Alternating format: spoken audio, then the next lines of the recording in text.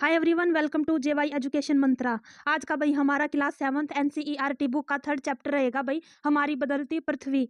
पहले क्वेश्चन को देखते हैं भाई। नीचे दिए गए कथन एवं कारण पर विचार कीजिए। क्या भाई कथन और कारण पर विचार करना है। कथन ए देखते हैं भाई, पृथ्वी का जो स्थल मंडल है अनेक प्लेटों में विभाजित है। क्या है भाई, अनेक प्लेटों में यह क्या है भाई विभाजित है, तथा ये प्लेटें हमेशा क्या है भाई धीमी गति से चारों ओर घूमती रहती है। क्या है भाई, ये धीमी गति से ये प्लेटें चारों ओर घूमती रहती है, पृथ्वी के चारों ओर। क्या भाई ये हमारा सत्य रहेगा। कारण को देखते हैं भाई, पृथ्वी के अंदर पिघला हुआ क्या है मैग्मा। क्या है भाई, पृथ्वी के जो अंदर है वो पिघला हुआ मैग्मा एक वृत्तीय रूप में घूमता रहता है। ये भी क्या रहेगा भाई हमारा राइट रहेगा।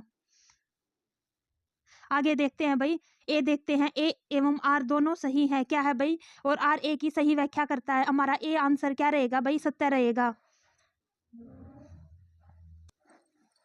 इसकी व्याख्या को देखते हैं भाई, जो स्थल मंडल है अनेक प्लेटों में क्या है विभाजित है, जिन्हें क्या कहते हैं भाई स्थल मंडलीय प्लेट कहते हैं। ये प्लेटें हमेशा धीमी गति से चारों तरफ क्या है भाई घूमती रहती है।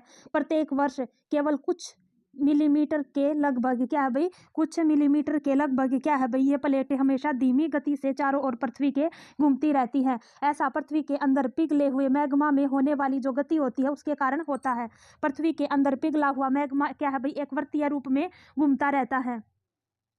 अगले क्वेश्चन को देखते हैं भाई, पृथ्वी की जो गति होती है उसके संदर्भ में निम्नलिखित कथनों पर विचार कीजिए। पहला देखते हैं भाई, जो बल पृथ्वी के आंतरिक भाग में घटित होते हैं क्या कहलाते हैं भाई, अंतर्जात बल कहलाते हैं।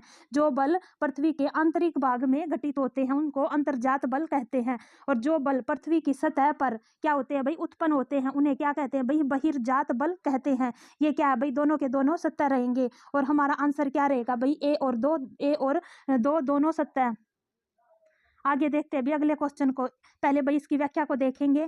स्थल मंडलीय जो प्लेटें होती हैं वो गति के कारण पृथ्वी की सतह पर क्या है भाई परिवर्तन होता रहता है। क्या भाई, इसके कारण गति के कारण पृथ्वी की सतह पर परिवर्तन होता है। और पृथ्वी की जो गति होती है उसको उन बलों के आधार पर विभाजित किया गया है जिसके कारण ये गतियां उत्पन्न होती हैं। नंबर 1, जो बल पृथ्वी के आंतरिक भाग में घटित होते हैं उसको अंतर्जात बल कहते हैं। और जो बल पृथ्वी की सतह पर उत्पन्न होते हैं उसको बहिर्जात बल कहते हैं।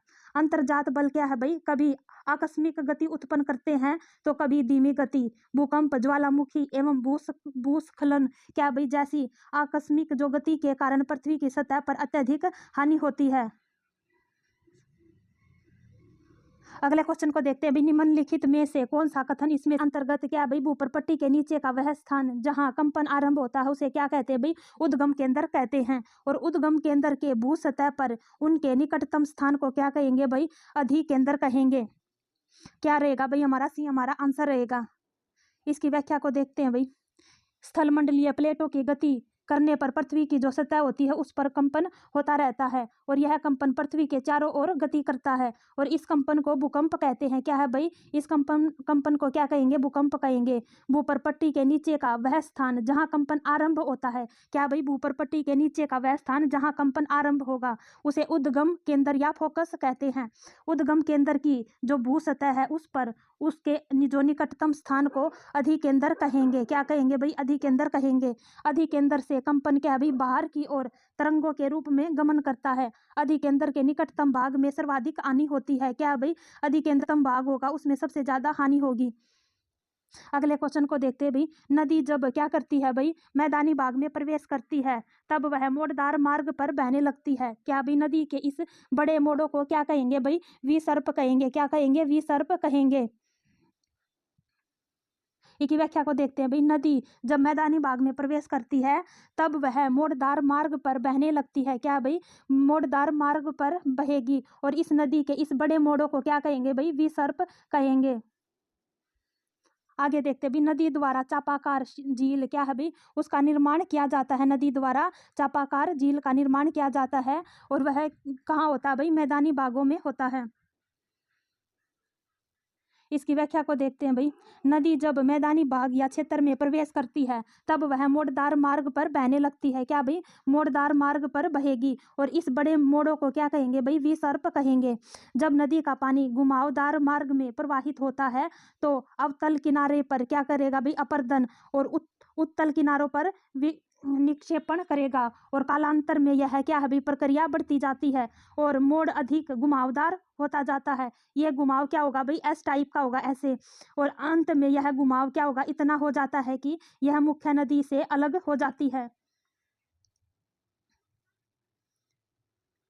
और इस अलग हुए भाग को क्या कहेंगे भाई चापाकार झील, क्या कहेंगे चापाकार झील, गोखुर झील, छांडन झील कहेंगे। और समुद्र तक पहुंचते पहुंचते नदी का जो प्रवाह होता है धीमा होता जाता है और नदी क्या करेगी भाई अनेक धाराओं में विभाजित हो जाती है, जिनको क्या कहेंगे भाई वितरिका कहा जाता है। यहाँ नदी इतनी धीमी हो जाती है कि यह अपने साथ लाए गए क्या है भाई मलबे का निक्षेपण करने लगती है।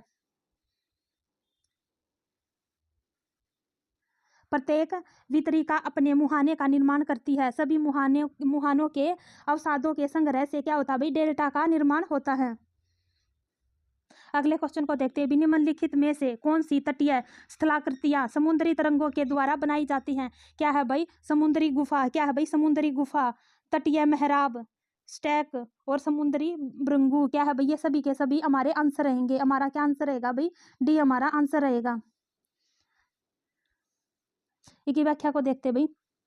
समुद्री तरंगों के जो अपर्दन है और निक्षेपण है उससे जो तटीय स्थलाकृतियां बनती हैं और समुद्री तरंगें लगातार शैलों में क्या है भाई टूटती जाती है, जिससे दरारें विकसित होती हैं। समय के साथ ये बड़ी और चौड़ी होती जाती है और इनको क्या कहेंगे भाई समुद्री गुफा कहेंगे। और इन गुफाओं के बड़े होते जाने पर इनमें केवल क्या है भाई छत ही बचती है, जिससे तटीय मेहराब बनते हैं। लगातार अपर्दन छत को भी तोड़ देती है और केवल दीवारें बचती हैं और दीवार जैसी जो आकृतियां होती है उसको स्टैक कहेंगे। और जब समुद्री जल के ऊपर लगा क्या भाई लगभग ऊर्ध्वाकार उठे हुए ऊंचे क्या भाई शैलीय तटों को समुद्री भृंगु कहते हैं। यहाँ से भाई एक क्वेश्चन आपका जरूर बनता है। अगले क्वेश्चन को देखते हैं भाई। निम्नलिखित में से कौन सा कारण लोएस के निर्माण हेतु उत्तरदायी है? कौन सा रहेगा भाई हमारा आंसर रहेगा पवन। क्या आंसर रहेगा भाई हमारा पवन, क्या है भाई पवन लोएंस के निर्माण के लिए उत्तरदायी है। इसकी व्याख्या को देखते हैं भाई। रेगिस्तान में पवन अपर्दन एवं निक्षेपण का प्रमुख कारण है। रेगिस्तान में पवनें क्या करती है भाई रेत को एक स्थान से दूसरे स्थान पर पहुंचाती है। जब पवनों का बहाव रुकता है तो यह क्या करती है भाई रेत गिरकर छोटी पहाड़ी बनाती है, इसको बालू टिब्बा कहते हैं। जब बालू कण महीन व हल्के होते हैं तो वायु उनको उड़ाकर अत्यधिक दूर ले जाती है। जब ये बालू कण क्या होंगे भाई विस्तृत क्षेत्र में निक्षेपित हो जाते हैं तो इसे क्या कहेंगे भाई लोएंस कहेंगे। और चीन में क्या है भाई विशाल लोएंस क्या है भाई निक्षेप पाए जाते हैं। क्या पाए जाते हैं भाई ये चीन में पाए जाते हैं लोएंस। आगे देखते हैं भी आगे अगला चैप्टर स्टार्ट होता है भाई ये हम कल करेंगे। और आज का भाई हमारा चैप्टर यही समाप्त होता है भाई। अच्छा लगे तो लाइक करना, शेयर करना एंड सब्सक्राइब करना। Thank you.